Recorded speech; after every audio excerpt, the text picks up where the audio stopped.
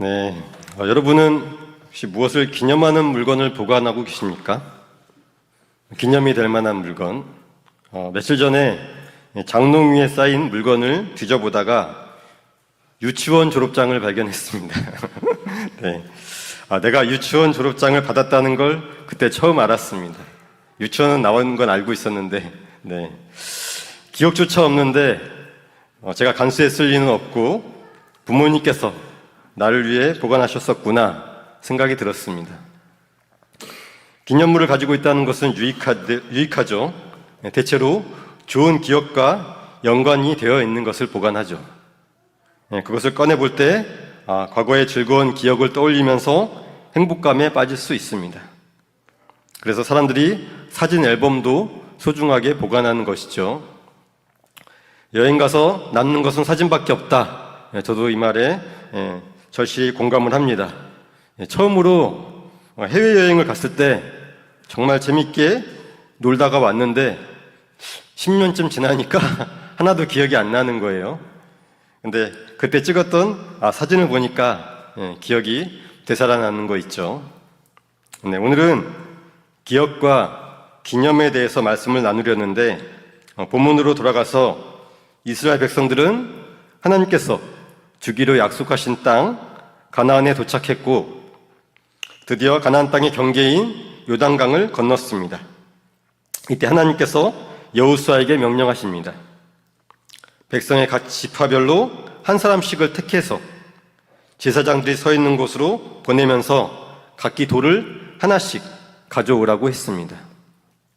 그리고 그들이 머무를 곳에 보관하라고 하셨습니다. 하나님께서 돌을 가져오라고 명령하신 이유는 놀라운 기적으로 그들을 도우셨던 사실을 기념하고 기억하라는 것입니다. 왜냐하면 요단강도 홍해처럼 갈라져서 건널 수가 있었습니다.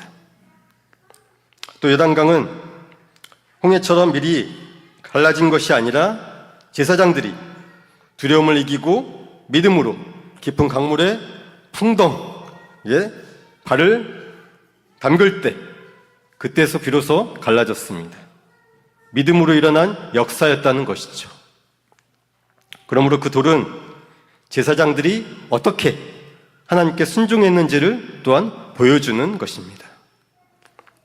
여기서 우리는 하나님의 지혜를 엿볼 수 있는데요. 돌은 평지에도 많이 있죠. 거기에서 깨끗하고 예쁜 돌을 얼마든지 고를 수 있습니다.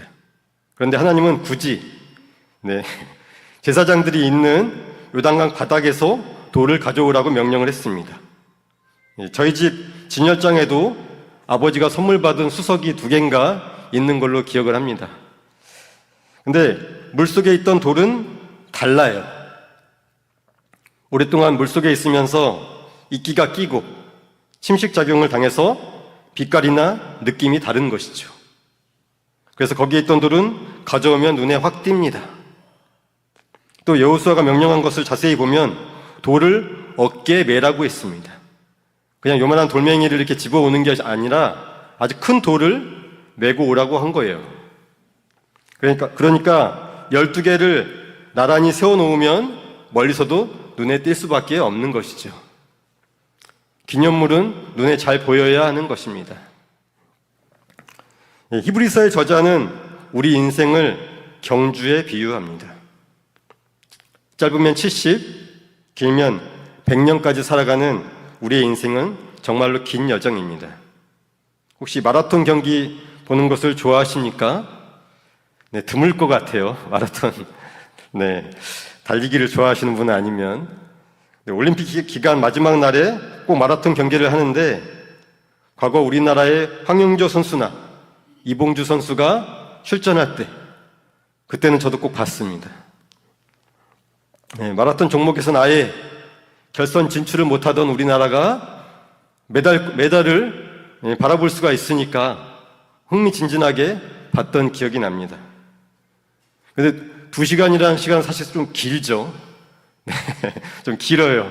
그래서 2시간 내내 이렇게 보는 건 아니고 중간에 한 15분 지날 때 한번 들어가서 보고 또 15분 정도 지나가면 또 텔레비전을 켜서 보고 이렇게 봤었던 기억이 납니다. 근데 마라톤 선수는 오랫동안 훈련을 받은 프로 선수잖아요. 그런데 그들 중에도 중간에 낙오하는 선수가 있습니다. 너무 긴장해서 자기 페이스대로 하지 않고 초반에 무리한 사람이거나 혹은 날씨에 적응하지 못하는 사람이 그런 경우가 있습니다. 예를 들면 이게 추운 나라 선수가 너무 더운 나라에서 경기를 하게 되면 아무래도 경기력이 제대로 나올 수가 없겠죠. 네, 근데 우리 인생도 처음부터 끝까지 코스를 이탈하지 않고 갈 수 있으면 좋으련만 그렇지 못합니다. 중간에 길을 잃어버리는 사람들이 있습니다. 잘 다니던 직장을 그만두고 사업을 한다든지 전혀 어울릴 것 같지 않은 일에 도전하는 사람을 보면 안타까운 생각이 듭니다. 그런데 그렇게 방황하다가 다시 원래 길로 돌아오는 사람이 있어요. 불행 중 다행이라고 할 수가 있겠죠. 그런데 우리의 신앙도 그러합니다. 처음부터 끝까지 흔들리지 않고 계속 하나님을 올바로 섬기는 사람이 있는가 하면 그렇지 못하는 사람이 훨씬 많습니다. 연초에는 또 신앙생활을 열심히 한 듯 하다가 조금 지나면 다시 게을리하기를 반복적으로 하는 사람도 있습니다. 네, 또 가정 문제라든지 생업으로 인해서 오랫동안 교회를 등지는 사람도 있어요. 마치 이스라엘 백성의 후손이 그 땅에 들어가서 우상에 사로잡혀 살아가듯이 신앙생활보다는 다른 일에 마음을 빼앗기고 살아가는 것이죠. 근데 오늘 본문은 그들이 하나님을 바르게 섬기는 자리로 돌아오기 위해서 필요한 것이 무엇인지 가르쳐 줍니다. 마라톤 코스에는 반환점이 있고 중간중간에 방향을 가르쳐주는 이정표가 있습니다. 그것들이 선수들로 하여금 길을 잃어버리지 않도록 보호하는 것입니다. 하나님께서는 이스라엘 민족에 대해서 아주 잘 아십니다. 광야를 지나오는 동안 무수하게 불평을 했고 또 하나님을 불신했던 순간들이 아주 많았습니다. 그들은 기본적으로 믿음이 좋지 않습니다. 우리 성도님들보다 안 좋을 수 있을 것 같아요. 또 그들이 들어가서 살 가나안 땅에는 이방의 우상들이 가득했는데 우상들이 약속하는 풍요로움은 무척 매력적이었습니다. 더구나 우상의 신전에서는 육체적인 쾌락까지 제공을 했습니다. 그러므로 빠져들기 쉬운 것이죠. 실제로 가나안에 정착한 이스라엘 민족들은 어떻게 살았는지 사사기에 잘 기록이 되어 있는데요. 하나님을 떠나서 우상을 섬기다가 징계를 받고 다시 돌아오고 이것을 계속 반복합니다. 그래서 하나님께서는 이스라엘 민족을 위해서 본문에 나오는 일을 행하신 것입니다. 돌멩이를 가져다가 세운 것 말씀드리는 거예요. 그들이 비록 지금은 우상을 섬기고 있을지라도 돌무더기를 보면서 과거에 하나님께서 베푸셨던 은혜와 기적을 기억하고 스스로 돌아올 수 있기를 바라셨던 것입니다. 네, 오늘 본문에서 이스라엘 백성들이 세운 돌에는 이정표의 두 가지 요소가 나타나 있습니다. 하나는 우리 삶 속에서 하나님께서 일하셨다는 것을 인정할 수밖에 없는 사건들이고 다른 하나는 그것을 기념하고 기억하려는 노력이 있었습니다. 두 가지가 있어야지 이정표가 세워지는 것입니다. 가만히 있으면 잊혀져 버려서 의미 없는 사건이 되어버리고 말아요. 믿음이 있다고 자만하지 마시고 우리가 믿음의 경주를 끝까지 완주하기 위해서는 하나님의 발자취를 기억해둘 필요가 있다는 사실을 유념하시기 바랍니다. 네. 둘째, 자신을 살피기 위해서도 이정표가 필요합니다. 잠시만요.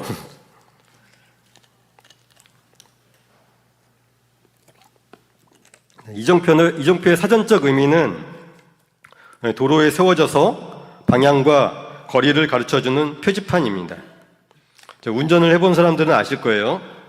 간혹 길을 잘못 들었을 때 처음 나오는 이정표가 부산을 딱 가리키고 있다. 어이쿠, 길을 거꾸로 잘못 들었네 하면서 이제 차를 돌리게 되죠. 이정표는 자기의 위치와 상황을 알게 해주는 것입니다. 따라서 인생에도 이정표가 필요하고 신앙생활에도 이정표가 필요합니다. 내가 지금 신앙생활을 잘하고 있는지를 알기 위한 이정표가 있어야 한다는 것이죠. 가령 예를 든다면 이런 것입니다. 제가 청년 시절에 사용했던 질문들인데요. 내가 하루에 30분 이상 기도를 하는가? 예배에 출석하는 것을 귀찮아하지는 않는가? 찬송가가 따분하다고 생각되지는 않는가? 말씀을 들을 때 은혜를 받는가? 등등입니다. 이건 이정표보다는 점검표라고 표현하면 더 적절할 것 같습니다. 어쨌든 믿음은 지켜야 하는 것입니다. 은행에 예금해 놓은 예금처럼 가만히 두어도 유지되는 것이 아닙니다. 왜냐하면 세상의 것들은 하나님보다 자신들을 사랑하도록 끊임없이 우리를 유혹하고 우리의 인생은 계획한 대로 되지 않기 때문에 믿음이 흔들릴 수밖에 없습니다.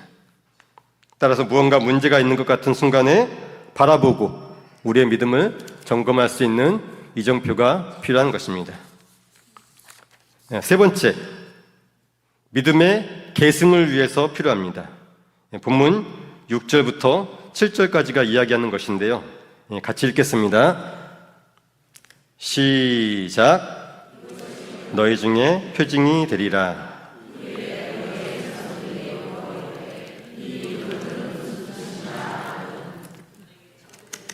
네, 7절도 있습니다. 이르기를 요단물이 여호와의 언약궤 앞에서 끊어졌나니 곧 언약궤가 요단을 건널 때 끊어졌으므로 이 돌들이 이스라엘 자손에게 영원히 기념이 되리라 하라 하니라. 아멘. 네, 사무엘상 7장을 보면 비슷한 장면이 나옵니다. 사무엘이 활동하던 시기였는데요. 이스라엘 백성들이 모여있는 것을 알고 블레셋이 쳐들어옵니다. 그때 사무엘이 하나님께 간절히 기도하니까 하나님께서 블레셋 군대를 어지럽게 해서 전쟁에 패하게 하시죠. 싸움이 끝난 후에 사무엘은 돌을 가져다가 세우고 이름을 에벤에셀이라고 짓습니다. 하나님께서 도우신 것을 감사하고 이 일을 기념하기 위해서 그런 것이죠. 근데 오늘 본문과 다른 점이 있는데 하나님께서 시키신 것이 아니라 사무엘 선지자가 스스로 한 일이었습니다. 우리도 하나님이 우리와 함께 하시고 도우시는 것을 경험할 때 스스로 돌을 세울 수 있습니다. 하나님이 하신 일이야 이렇게 교회에 자랑하고 자녀들에게 간증을 하는 것이죠. 만일 제게 자녀가 생긴다면 신앙교육을 어떻게 해야 될까 고민이 될 것 같습니다. 아무리 성경 지식을 가르치고 지옥 대신에 천국에 가야 된다 이렇게 권면을 해도 그 자식이 하나님 믿어지지 않는다고 하면 어떻게 해야 되나 걱정이 됩니다.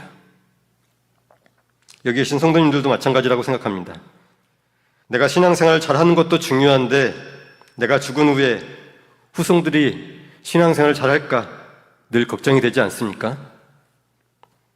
부모는 훌륭한 믿음의 행보를 보여줬는데 그렇지 못한 가정들이 무척 많습니다. 꽤 오래전부터 제기되어 왔던 문제이고 우리 교회도 무척 관심을 쏟고 있습니다. 그래서 오늘 본문의 말씀은 그리스도인 가정에 신앙의 이정표를 세우기를 바라는 것입니다. 자녀들이 과거의 어린 나이에는 신앙생활을 잘 했는지 몰라요.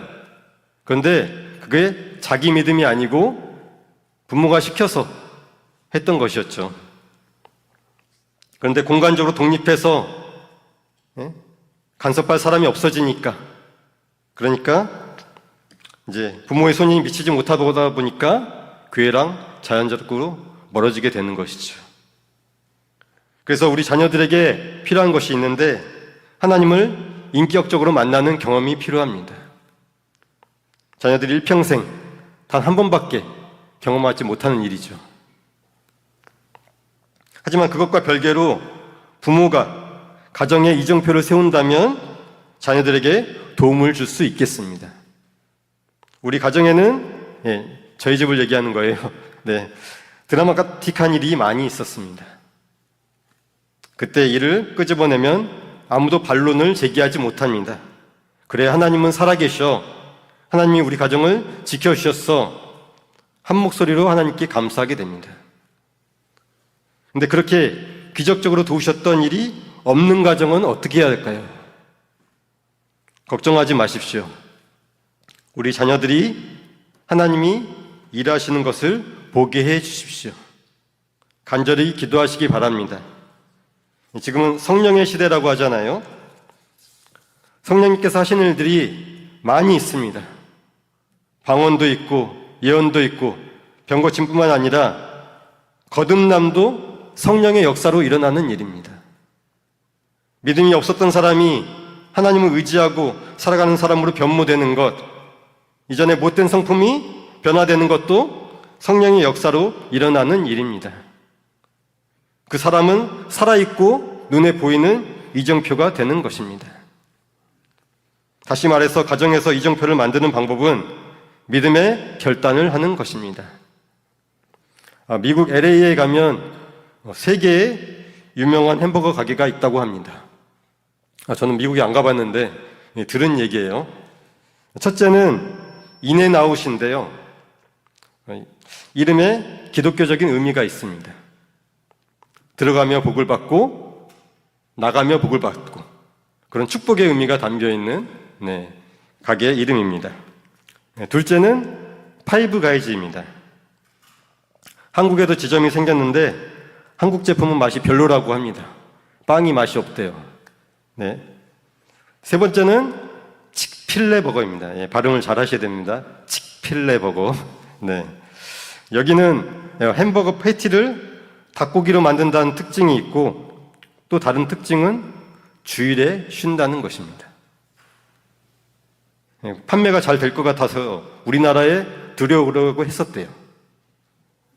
근데 본사에서 주일에는 무조건 쉬어야 된다는 조건을 걸어서 결국에는 국내 기업이 포기했다고 합니다.